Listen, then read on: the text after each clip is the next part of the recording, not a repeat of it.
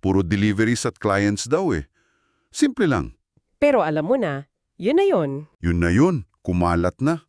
Diyan na papasok yung bilis ng information or misinformation sa loob ng pamilya. Mula sa simpleng hinala mo, naging parang confirmed news na habang pinapasa-pasa. Grabe. Oo, wala nang nag-double check kay Tita Baby. Biglang, lahat interesado na sa big-time business daw niya. Totoo. Ang bilis kumalat, no? Parang wildfire talaga. Biglang lahat daw ng tita, tito, pati si Lola, nakikichismis na. Nagtatanong na kay Tita Baby kung paano sumali, kung pwede mag-invest. Grabe. Kung gaano na siya kayaman. At dito na ngayon yung twist, yung malaking twist. Eto na. Kasi, syempre, si Tita Baby nagulat. Ano tong mga pinagtatanong sa kanya? Ano raw yung malaking business niya?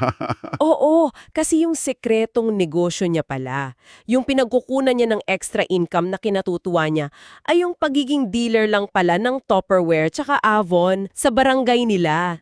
Oh my goodness. Ang layo ng agwat, no? Mula crypto, naging Tupperware. Nakakaloka. Malayo talaga.